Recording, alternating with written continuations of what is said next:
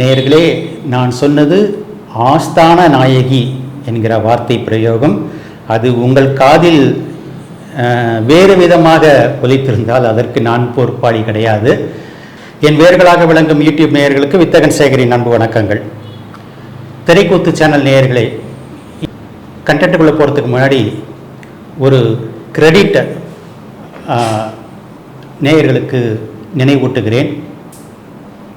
அதாவது எங்களுடைய கிரெடிட்டை திரைக்கூத்து சேனலில் ஜனவரி 12ஆம் தேதி நான் பேசியிருந்தேன்.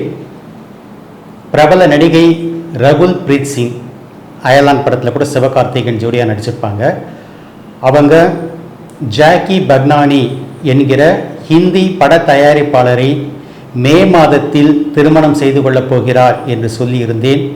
அது அப்படியே பலித்திருக்கிறது. இந்த ஆண்டு மே 21ஆம் தேதி வாக்கில் அந்த திருமணம் கோவாவில் நடைபெற்றிருக்கிறது. அதற்கடுத்து திரைக்கூத்து சேனலில் மார்ச் 3ஆம் தேதி பிரபல நடிகர் பிரேம்ஜி அமரனுடைய திருமணம் ஜூன் மாதத்தில் நடைபெறும் என்றும், அந்த சமயத்தில் பிரேம்ஜி திருமணம் என்கிற சமாச்சாரத்தையே எந்த யூடியூப் சேனல்காரங்களும் பேசவே இல்லை. நான் தான் முதல் முறையாக பேசியிருந்தேன். பிரேம்ஜி அமரனுக்கு திருமணம் நிச்சயிக்கப்பட்டிருக்கிறது, ஜூன் மாதத்தில் அந்த திருமணம் நடைபெறும் என்று சொன்னதோடு கூட அதுவரைக்கும் பொதுவாக மீடியாக்காரர்கள் என்ன சொல்லிக்கிட்டு இருந்தாங்கன்னா, பிரேம்ஜி வினைதா என்கிற பின்னணி பாடகியை காதலித்து கொண்டிருக்கிறார், அவரை திருமணம் செய்வார் என்று தான் சொல்லி கொண்டிருந்தார்கள். அதையும் நான் உறுதிப்பட மறுத்திருந்தேன் அந்த வீடியோவில். பிரேம்ஜி வினைதாவை திருமணம் செய்து கொள்ளப் போவதில்லை, வினைதா அவருடைய தோழி மட்டும்தான். பிரேம்ஜி அவருடைய உறவுக்கார பெண்ணை ஜூன் மாதத்தில் திருமணம் செய்து கொள்ளப் போகிறார் என்று முதலாக நான் ஸ்கூப் நியூஸாக சொல்லியிருந்தேன். அதுவும் இந்த மாதம் ஜூன் 9ஆம் தேதி நிஜமாகி இருக்கிறது. நான் சொன்ன தேதிகளில் போய் செக் பண்ணி பார்த்து நேயர்கள் தங்களுடைய கமெண்ட்டுகளை தெரிவிக்குமாறு அன்புடன் கேட்டுக்கொள்கிறேன். இப்போ இன்னைக்கு கண்டென்ட்டுக்குள்ளே போகிறேன். ஸ்கிரீன் டெஸ்ட்டுகளில் அழகில்லை என்று நிராகரிக்கப்பட்ட ஒரு பெண் தேசிய விருது பெற்ற, அதுவும் 2 முறை தேசிய விருது பெற்ற நடிகையான கதை, அதை பற்றி தான் இன்னைக்கு பார்க்க போகிறோம். ஊர்வசி அர்ச்சனாவின், அதாவது ஊர்வசி என்கிற பட்டம் ஒரு பெண்ணுக்கு, ஒரு நடிகைக்கு தேசிய விருது கிடைத்தாலே ஊர்வசி என்கிற பட்டம் அந்த விருதோடு சேர்ந்து பின் இணைப்பாக வருகிற பட்டம் அது. ஊர்வசி அர்ச்சனாவின் இன்றைக்கு அவர் தனிமரமாய் இருப்பதற்கு யார் காரணம், என்ன காரணம், இதை பற்றி தான் இன்றைக்கி பார்க்க போகிறோம். ஆந்திர மாநிலம் விஜயவாடாவில் 1967ஆம் ஆண்டு பிறந்தவர் நடிகை அர்ச்சனா. அவரது இயற்பெயர் சுதா. கதக் மற்றும் குச்சிப்புடி நடனங்களை பயின்றவர் அர்ச்சனா. நடிகையாக ஆசைப்பட்டு சென்னை அடையாறு திரைப்படக் கல்லூரியில் சேர்ந்து நடிப்பு பயிற்சி பெற்றார். அப்போது அவரது பேட்ச்மேட்டாக நடிப்பு பயிற்சி பெற்றவர்தான் இன்றைக்கு நடிகர் சங்க தலைவராக இருக்கும் நடிகர் நாசர். ஹாலிவுட் நடிகர் வில்லியம் கிரேக் என்பவர் பாலு மகேந்திரா தன்னுடைய படத்துக்கு ஹீரோயின் தேடிக்கொண்டிருந்த போது அர்ச்சனாவை பற்றி சொல்லி பரிந்துரை செய்தவர் அந்த ஹாலிவுட் நடிகர் வில்லியம் கிரேக் என்பவர். பாலு மகேந்திரா அர்ச்சனாவை அழைத்து ஸ்கிரீன் டெஸ்ட் எடுத்தார். பிறகு அடுத்த ஒரு சில தினங்களில் அர்ச்சனாவை அழைத்து, என் அடுத்த படத்தில் நீ நடிக்கிற என்று சொல்லிவிட்டார். அதற்கு முன்னால் அர்ச்சனாவுக்கு 2 படங்களில் கசப்பான அனுபவங்கள் ஏற்பட்டிருந்தன. அதாவது அவரை கதாநாயகியாக நடிக்க வைப்பதற்காக 2 படங்களில் ஸ்கிரீன் டெஸ்ட் எடுத்திருந்தார்கள். அதன் பிறகு இந்த நடிகையை ஒரு ஃப்ரேமில் கூட கதாநாயகியாக பார்க்க முடியாது என்று சொல்லி நிராகரித்திருந்தார்கள் அர்ச்சனாவை. எனவே பாலு மகேந்திரா என் படத்தில் நீ நடிக்கிற என்று சொன்னதும் ஏதோ கேரக்டர் ரோல் கொடுப்பார் போவதற்கு என்று நினைத்திருக்கிறார் அர்ச்சனா. என்ன கேரக்டர் சார் என்று கேட்டிருக்கிறார். பாலு மகேந்திரா அவரிடம் நீ தான் என் படத்து ஹீரோயின் என்று சொல்லி ஒரு ப்ளசன்ட் ஷாக் கொடுத்திருக்கிறார். அதன் பிறகு ஆகாசத்தில் மிதப்பது போன்ற உணர்வு அர்ச்சனாவுக்கு ஏற்பட்டிருக்கிறது. நீங்கள் கேட்டவை என்கிற பாலுமகேந்திராவின் கமர்ஷியல் படம். அதுதான் தனக்கு முதல் படம் என்று அர்ச்சனா மீடியாக்களிடம் சொல்லிக் கொண்டிருக்கிறார். ஆனால் அது உண்மை கிடையாது. அர்ச்சனா ஆரம்ப காலத்தில் அன்கிரெடிட்டட் ரோல்ஸில் நடிச்சிருக்காங்க. 1973ஆம் ஆண்டு யாதோன் கி பாரத் என்கிற ஹிந்தி படத்தில் குழந்தை நட்சத்திரமாக அறிமுகமானவர் அர்ச்சனா. பிரபல நடிகர், இன்றைக்கு பிரபல நடிகராக இருக்கும் அமீர்கான் அறிமுகமான படம்தான் யாதோன் கி பாரத். பிறகு 1980ஆம் ஆண்டு தை பொங்கல் என்ற படத்தில் எம்ஜி வல்லபன் என்ற இயக்குனரால் அறிமுகப்படுத்தப்பட்டவர் தான் அர்ச்சனா. அர்ச்சனாவை அறிமுகப்படுத்தியவர் பாலுமகேந்திரா கிடையாது, எம்ஜி வல்லபன் என்ற டைரக்டர். அதற்கு பின்னரும் போதிய வாய்ப்புகள் இல்லாமல் அன்கிரெடிட்டட் ரோல்ஸ் நடிச்சிட்டு இருந்தாங்க.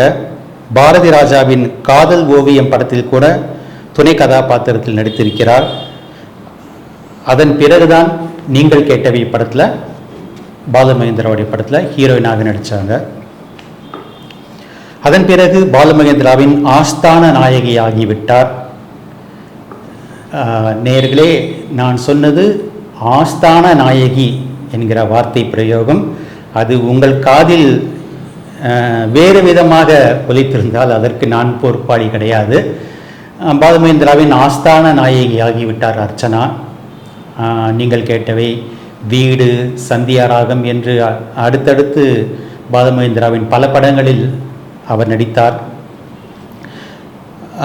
பாலுமகேந்திராவுடைய அந்த நீங்கள் கேட்டவை படத்தில் இவர் கமிட்டாகி நடிச்சிட்டு இருந்த 2வது நாள் ஒரு மூத்த பத்திரிகையாளர் அந்த செட்டுக்கு வந்திருக்கிறாரு.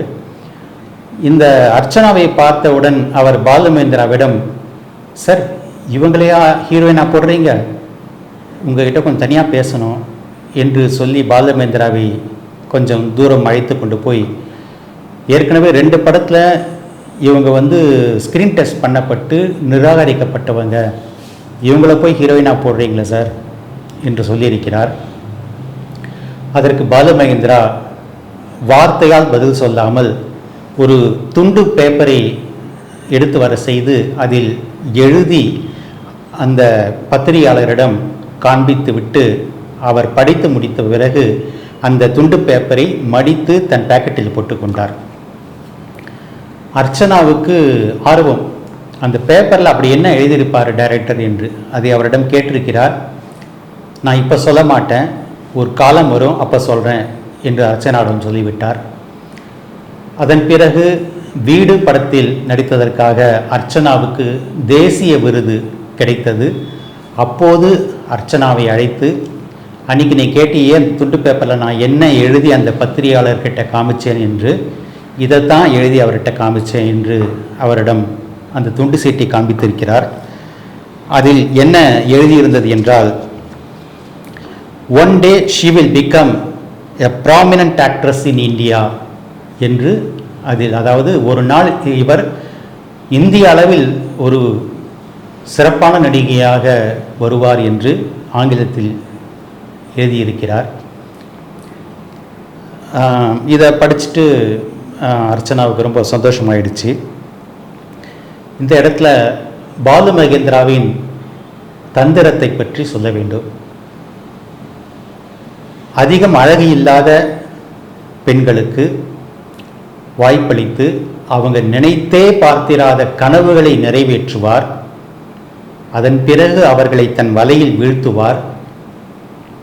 அதன் பிறகு அவர்களுடைய தனிப்பட்ட வாழ்க்கையையும் சரி, அவர்களுடைய சினிமா கேரியரையும் சரி, ரெண்டையுமே காலி பண்ணிடுவார் பாலுமகேந்திரா. இதற்கு அர்ச்சனா, ஈஸ்வரி ராவ், மௌனிகா, சக்தி என்று பல உதாரணங்கள்.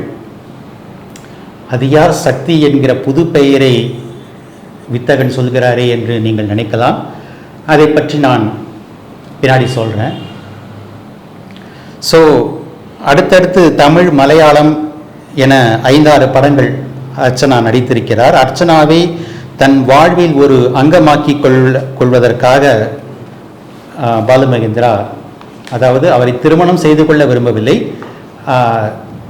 தன்னுடைய வாழ்க்கையில் ஒரு அங்கமாக அர்ச்சனா இருக்க வேண்டும் என்பதற்காக நீ அவர் கூட நடிக்காத, இவர் கூட நடிக்காத என்றெல்லாம் கண்டிஷன்ஸ் போட்டு அவரை கட்டுப்படுத்தி இருக்கிறார். இதனால் குறுகிய காலத்திலேயே அர்ச்சனாவின் திரை வாழ்க்கை முடிந்து போனது.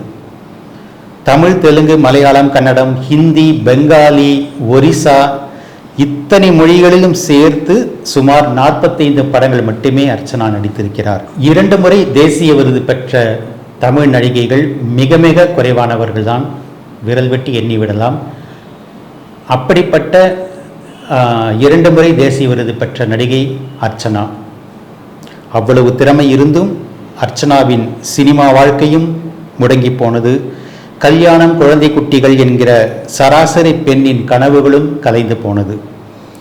அர்ச்சனாவுக்கு 40 வயது கடந்த நிலையில் தனுஷ் நடித்த படத்தில் பரட்டை என்கிற அழகு சுந்தரம் படத்தில் தனுஷின் அம்மா கேரக்டரில் நடிப்பதற்கு அர்ச்சனா தேர்வாகி இருந்த நேரம், அப்போது பத்திரிகையாளர்கள் அர்ச்சனா கிட்ட நீங்கள் எப்போ திருமணம் செய்து கொள்ள போறீங்க என்று கேட்டிருக்கிறார்கள். அதற்கு அர்ச்சனா ஒரு கசப்பான புன்னகையை உதிர்த்துவிட்டு, நான் என் வாழ்க்கையில் காதலின் பெயரால் ஒருவரால் ஏமாற்றப்பட்டேன், சுரண்டலுக்கு உள்ளானேன், I have been exploited by him. அந்த மயக்கத்திலிருந்து நான் மீண்டு வருவதற்குள் 40 வயது ஆகிவிட்டது. இந்த வயதுக்கு அப்புறம் கல்யாண வாழ்க்கை எல்லாம் காணல் நீர்தான் என்று விரக்தியாக சொல்லிவிட்டார் அர்ச்சனா. பாலுமகேந்திரா அர்ச்சனாவை திருமணம் செய்து கொள்ளாமலே அவர்களுடைய உறவு முறை தொடர்ந்து கொண்டிருந்த போது அர்ச்சனாவை திருமணம் செய்து கொள்ள அர்ச்சனா ஆசைப்பட்டிருக்கிறார். 2ஆம் திருமணம் செய்து கொள்ள அந்த அங்கீகாரத்தையும் பாலுமகேந்திரா கொடுக்கவில்லை. இது போதாக்குறைக்கு மௌனிகாவுடனும் அஃபேர் ஏற்படுத்தி கொண்டார் பாலுமகேந்திரா. மௌனிகாவுடன் அஃபேர் ஏற்படுத்தி கொண்டது மட்டுமல்லாமல் மௌனிகாவை ரகசியமாக 2ஆம் தரமாக திருமணமும் செய்து கொண்டார். இந்த விஷயம் தெரிய வந்த பிறகுதான் மனம் உடைந்து போய் பாலுமகேந்திராவிடமிருந்து விலகிவிட்டார் அர்ச்சனா. அதே போல மௌனிகாவுடன் ரிலேஷன்ஷிப் தொடர்ந்து கொண்டிருந்த நேரத்தில் சக்தி என்கிற ஒரு சிறு பெண்ணுடன் பாலுமகேந்திராவுக்கு ஒரு பிணைப்பு ஏற்பட்டிருக்கிறது. அந்த சக்தி என்ற சிறு பெண் பாலுமகேந்திராவின் கடைசி திரைப்படமான தலைமுறைகள் படத்தில் ஒரு கேரக்டர் ரோலில் நடிச்சிருப்பார். அந்த உறவு முறையை பற்றி தனக்கு நெருக்கமானவர்களிடம் சக்தி என் பொண்ணு மாதிரி என்று பாலுமகேந்திரா சொல்லி இருக்கிறார். ஆனால் உண்மையில் அந்த உறவு அப்படித்தான் இருந்ததா என்று கேட்டால் இல்லை என்று சொல்கிறார். அந்த சக்தி என்ற பெண்ணுடன் நண்பராக பழகிய ஒரு மீடியா மனிதர். அது மட்டுமல்ல, சக்தி என் மகள் மாதிரி என்று பாலுமகேந்திரா சொன்னதை அவருடைய குடும்பத்தினரே நம்பவில்லை. நம்பியிருந்தால் அந்த தன் கணவருக்கு மகள் மாதிரி என்று சொன்னால் தனக்கும் மகள் மாதிரி அந்த மகளை தன் வீட்டுக்கு கூப்பிட்டு உபசரித்திருக்கலாம். பாலுமகேந்திராவின் மனைவி அகிலா அம்மா அதை செய்யவில்லை. அதே போல பாலுமகேந்திராவின் மகன் ஷங்கி மகேந்திரா தன் அப்பாவுக்கு மகள் மாதிரி என்று சொன்னால் தனக்கு தங்கை மாதிரி.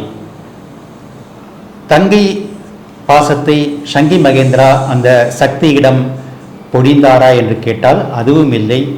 சக்தியுடன் பாலுமகேந்திரா குடும்பத்தினர் பேசியதே கிடையாது.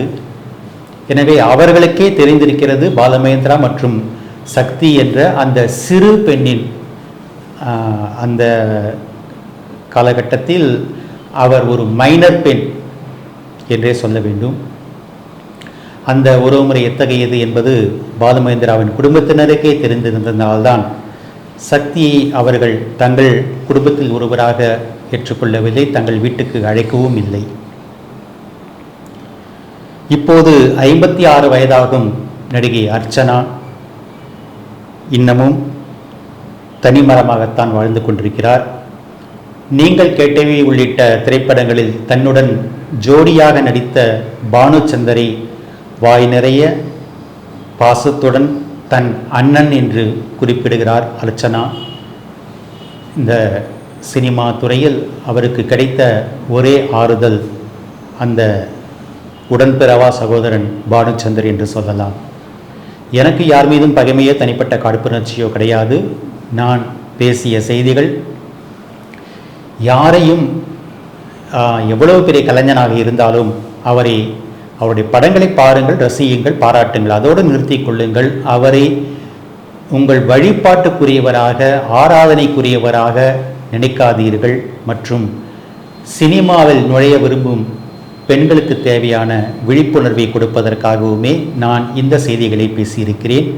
மீண்டும் உண்மை சம்பவங்களுடன் சந்திக்கிறேன். நன்றி, வணக்கம்.